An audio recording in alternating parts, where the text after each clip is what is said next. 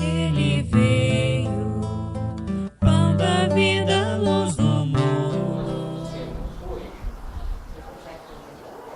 É um tema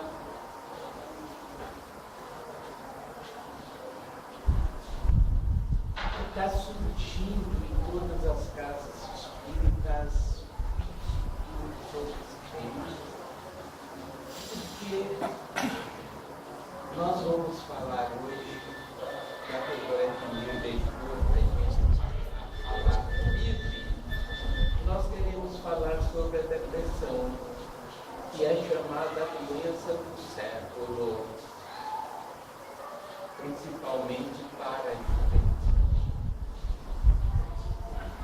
A depressão é uma doença, embora muita gente não acredite, mas ela é uma doença. É uma doença que, se não for tratada, ela nos leva até a loucura, ao suicídio. Quantos dos nossos jovens que partem para o suicídio por causa de enfermidades da cabeça, né? A depressão é uma doença que atinge a todos, crianças, jovens, adultos, e principalmente os jovens dos dias de hoje, em que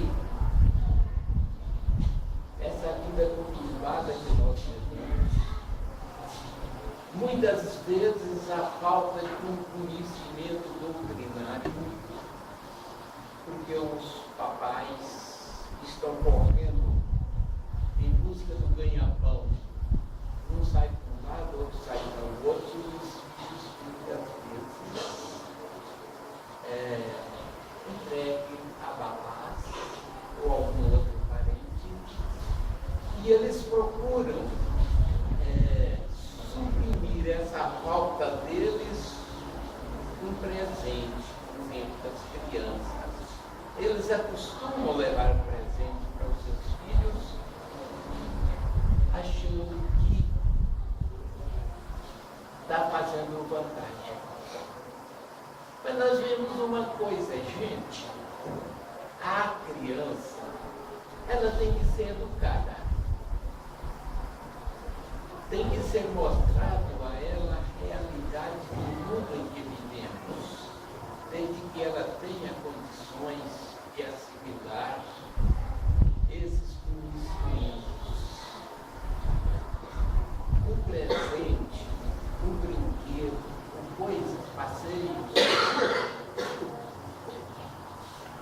não supre a falta de uma educação dos pais, de mostrar de um modo simples, sincero e honesto a vida nossa, de espíritos encarnados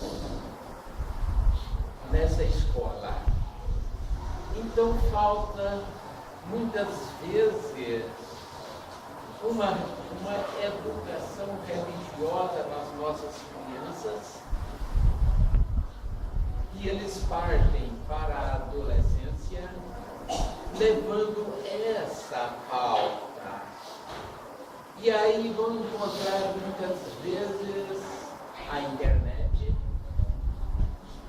e outras coisas que chamam a atenção do jovem, e ele perde, ele fica preso dentro do quarto, e às vezes até altas horas da noite, buscando aquelas coisas que é imprópria, até para os adultos, quanto mais para a criança, principalmente esses em altas madrugadas. E aí eles vão criando um vínculo com aquilo. E na falta dos pais, eles buscam aquela educação destrutiva. Eles buscam um conhecimento que não é um conhecimento religioso, não é um conhecimento de amor, não é um conhecimento se eleva. Então os nossos jovens também partem para as drogas. E hoje a droga campeia quase todos os lares. O álcool. O álcool já foi comprovado cientificamente que é o maior causador da depressão. Porque quando o jovem toma o álcool, ele se expande. Só que quando acaba o efeito, ele fica meio perdido. E outra coisa, gente, nós trazemos no nosso espírito, às vezes, vícios de outras vidas. Nós temos o germe desses vícios. Se nós formos alcoólatras em outras vidas, nós vamos trazer essa sementinha. E quando nós bebemos um golinho que seja pela primeira vez, aí desanda tudo porque o vício vem. Há outras pessoas que não podem beber a vida inteira, ele não se torna um alcoólatra, se torna dependente. Mas a maioria de nós, sim, tornamos dependentes alcoólatras, porque já vínhamos de outras vidas e hoje a gente veio aqui com a finalidade de combater esse vício. Mas aí chega que começa, e aí não tem quem faz parar. É preciso uma educação religiosa para poder as pessoas pararem. Muito sofrimento, causar muito sofrimento, e aí, gente, vem a obsessão. Porque a obsessão também, gente, são traumas, talvez de outras vidas nossas. Aí chega aqui, ele fica adormecido lá no nosso perispírito, mas qualquer coisa esse trauma aflora. E aí a gente passa a se isolar. Isolar dos pais, dos companheiros, dos amigos, as escolas. Nós começamos a viver interiormente. Nós começamos a achar que nós não somos ninguém. Que todas as pessoas são melhores do que nós. Nós criamos isso aí. E é a causa que nos leva muitas vezes ao suicídio. Se não tiver um acompanhamento, a educação religiosa, principalmente essa trazida pelos pais, a doutrina espírita, a gente tem colaborado muito na educação contra todas essas enfermidades kármicas. E a depressão é uma enfermidade kármica. Tem gente que tem vergonha. Às vezes os pais têm vergonha que seus filhos são doentes. Acham que com o tempo passa. Mas é uma enfermidade que, se não for tratada, não tem como. E eles procuram esconder das pessoas, da sociedade, esses traumas de seus filhos, quando eles deviam levar a um psicólogo, a um tratamento religioso, principalmente na doutrina espírita. Não é que a doutrina espírita seja melhor do que as outras, não, longe de nós tal pensamento. Ela é uma religião que não nos salva, é uma religião que nos educa, que nos mostra a realidade do espírito, nós sabemos, o Espiritismo nos mostra que nós não somos um espírito criado para um único corpo, que nós viemos de milênios nessa estrada evolutiva, às vezes caindo, às vezes parando, retroagir não. Nós não retroagimos. O espírito para, ele fica estacionado, mas retroagir não. Mas e quantas vezes nós ficamos parados por falta, às vezes, de uma mão amiga, de uma pessoa caridosa que nos conduza a uma casa de caridade, a uma casa de oração. E quando nós batemos a porta da doutrina espírita, que nos abre o conhecimento do que nós fomos, onde nós estamos indo, e o porquê que está acontecendo isso conosco e aonde nós teremos que ir. Então começa em nós uma educação que nós vamos, ou levamos nossos filhos e vamos transmitir para eles. Uma educação dentro da moral espírita. Porque a doutrina espírita é o seguinte, gente. Ela não nos pune, ela não nos agride, ela não nos maltrata, ela nos orienta. Orienta com todo o carinho, com todo o amor, nos mostra o caminho que nós devemos seguir, mas também não nos orienta. O caminho que nos leva à cura das nossas enfermidades kármicas, a cura daquilo que nós reencarnamos aqui para ser curados, ser educados, que nos mostra o caminho através do Evangelho de Jesus. Que é o Evangelho do amor, da caridade, da luz. Quando Jesus disse que nós precisamos não ser servido por ninguém, que a nossa obrigação, o nosso dever é servir aos outros. Isso nos mostra que nós temos que, principalmente, as pessoas que têm essa enfermidade kármica, ele deve trabalhar na assistência, numa assistência social. As casas espíritas todas têm, de ajudar, de conversar, de levar um pouco de paz, de consolo, de amizade, de amor, de carinho, acima de tudo, de respeito às pessoas necessitadas. E quando o doente, depressivo, encontra esse caminho, ele vai preencher a sua mente de coisas boas. Ele vai conversar com as pessoas necessitadas. Ele vai levar o seu carinho, o seu amparo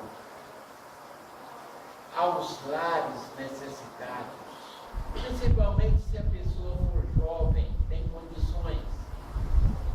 Ele vai trabalhar dentro da seara de Jesus, não importa em qual religião seja, mas trabalhar na seara de Jesus que prova o bem. E aí vai afastando dele essa enfermidade.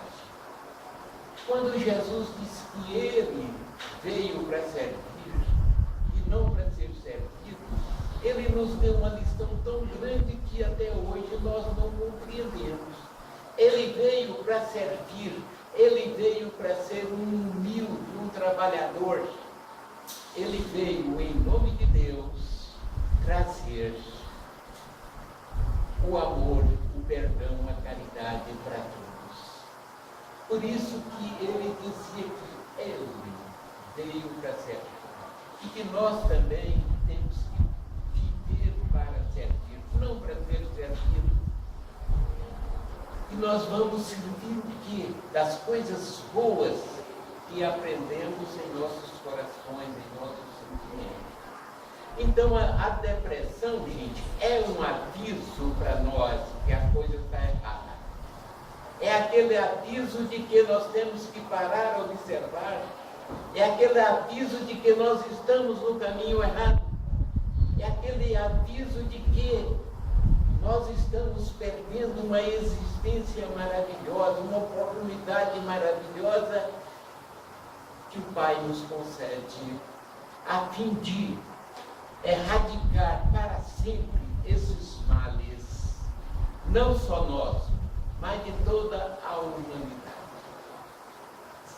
Quantos e quantos jovens se suicidam justamente por falta de uma palavra amiga, por falta de uma religião que lhes mostre a realidade, uma religião que mostra a quantidade de amor que o Criador tem para conosco, a quantidade de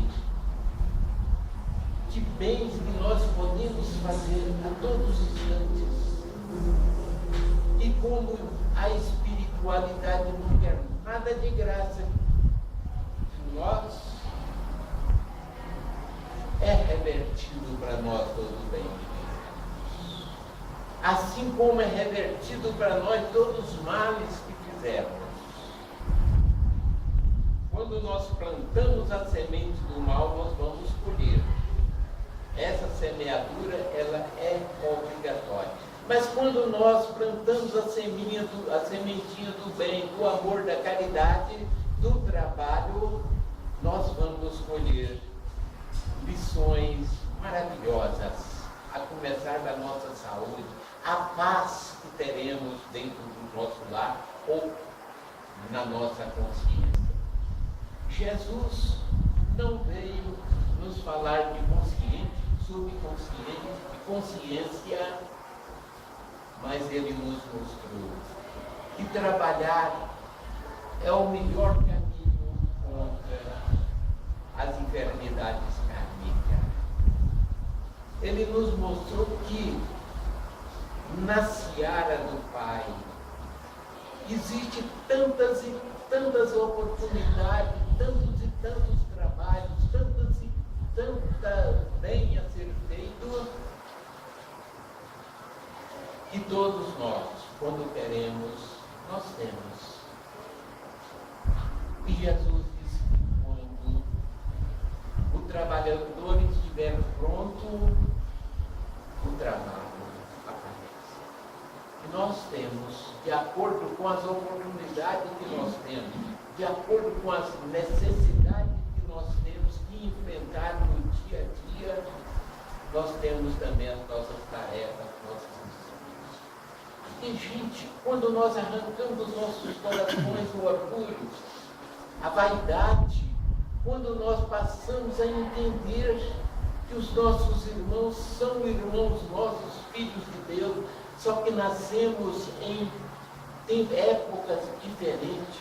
Tem muitos de nós que já caminhou um tanto, outros estão começando a sua caminhada agora na estrada evolutiva, e que esses que estão vindo de trás precisam de nós, tanto quanto nós precisamos daqueles que estão na nossa frente.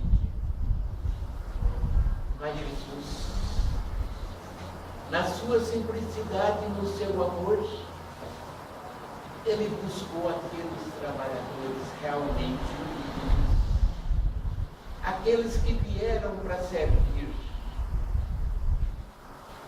porque dentro dos seus discípulos, só tínhamos 2 mais letrados, os outros eram gêmeos.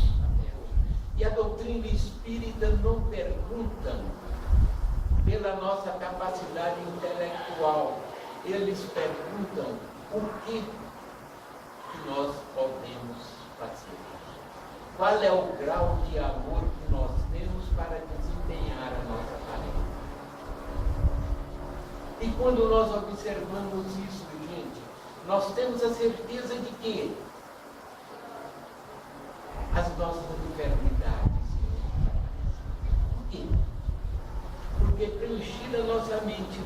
prática do bem. Nós não vamos ter tempo de pensar nos males, nas coisas ruins. Nós não vamos pensar naquelas coisas que os nossos irmãos que ainda às vezes não têm o conhecimento que a gente tem, querem jogar para cima de nós. Mas quando nós trabalhamos na seara de Jesus, é como se fosse um escudo a nos livrar de todos os males, de todos os perigos, de todas as maldades. E esse escudo chama-se oração. Esse escudo chama-se fé. Esse escudo chama-se amor. Eu fico muito triste quando ouço falar de uma criança depressiva e que às vezes os seus pais não entendem. A esses pais nós diremos que é uma enfermidade que deve ser tratada pela medicina, além do tratamento espiritual, que é para arrancar lá do fundo do seu consciente todos esses traumas do passado. E que a medicina vai curar os nossos neurônios através de remédios. E só assim nós teremos condições a curar. Mas quando nós conseguimos arrancar lá, do nosso perispírito, esses traumas, essas enfermidades, então não existe depressão que aguente, porque o amor cobre a multidão dos nossos pecados. Quando nós colocamos isso em nossos corações, essas palavras que Jesus disse que o amor cobre todas as multidões de pecados, então nós sabemos que se eu amar todos aqueles pecados acumulados lá no meu passado, nós vamos ter força de resgatar. Não é quitado. Quem pensar que os meus pecados, os nossos pecados, são quitados pelo nosso bem, mas nós teremos força, coragem, capacidade de resgatar.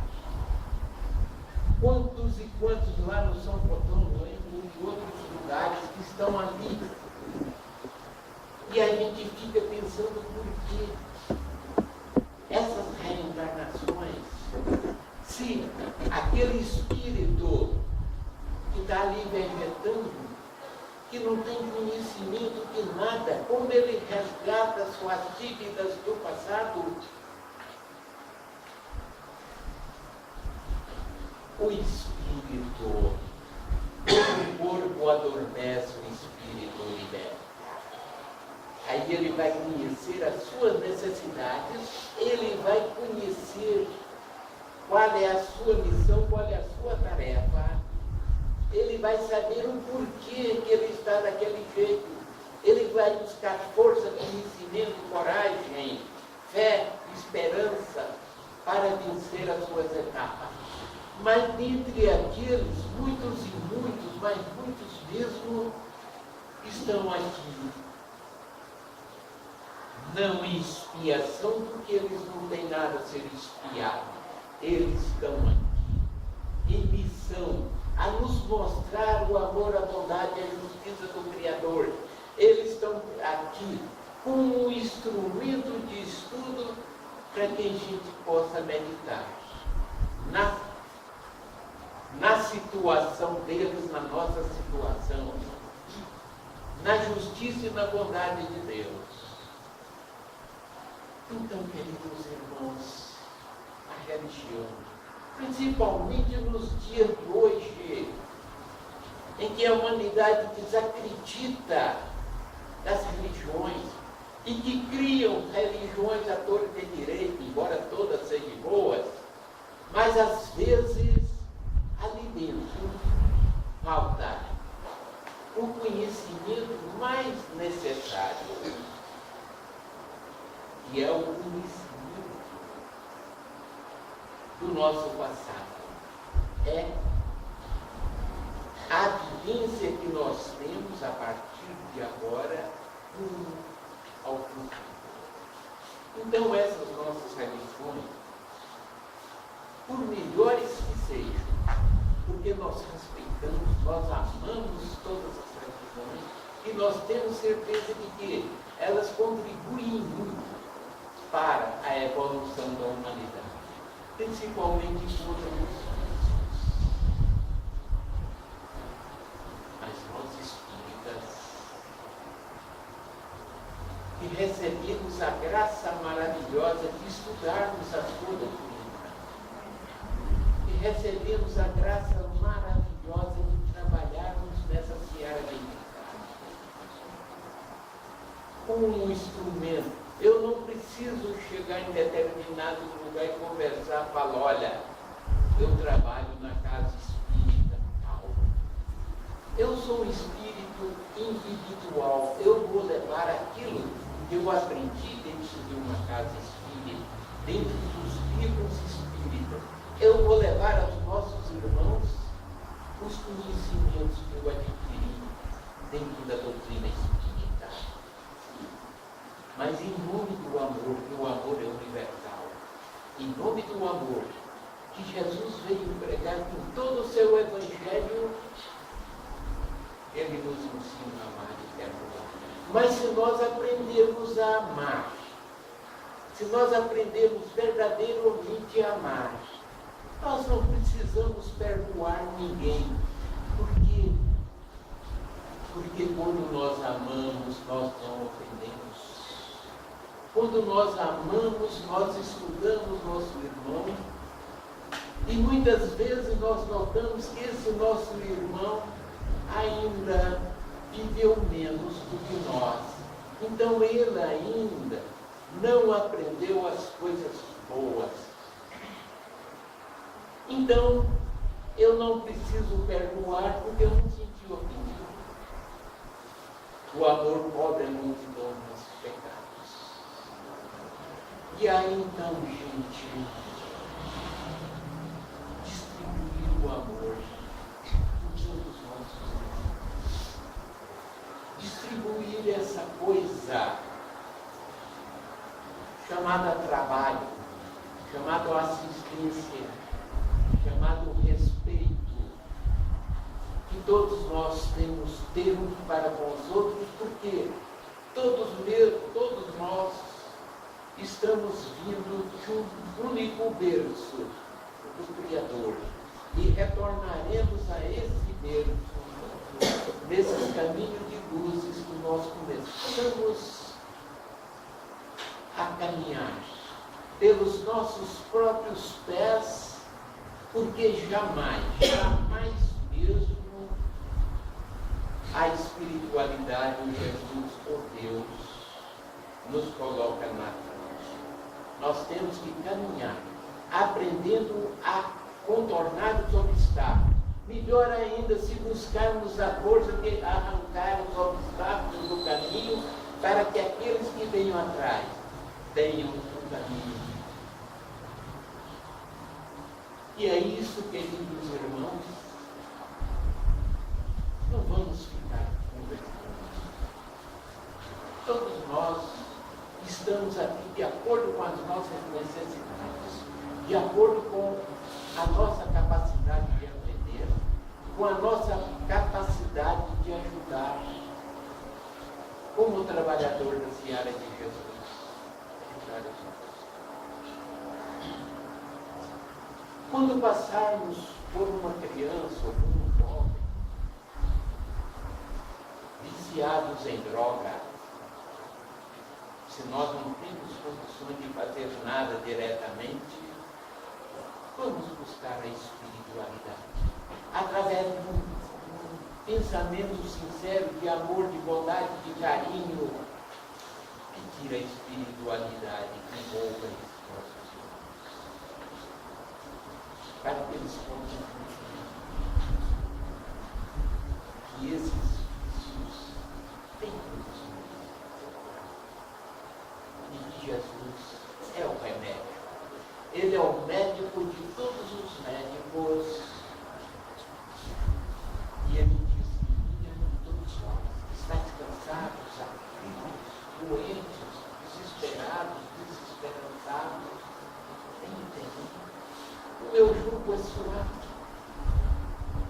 o meu fardo é leve. O que é o jugo de Jesus? A obediência das suas leis. Quando nós obedecemos, é como se tivéssemos apoiados no ombro amigo e protetor desse divino amigo. Gente, fica aqui a nossa lição de hoje. E nós esperamos que esses nossos irmãozinhos desencarnados aqui presentes possa receber as nossas palavras como um estímulo na prática do bem. E a todos vós, nós desejamos que essa paz que nós estamos desfrutando nessa casa de caridade e oração possa ser levada aos nossos lares, distribuída com todos aqueles que lá ficaram, com os nossos vizinhos, com todos aqueles que passarem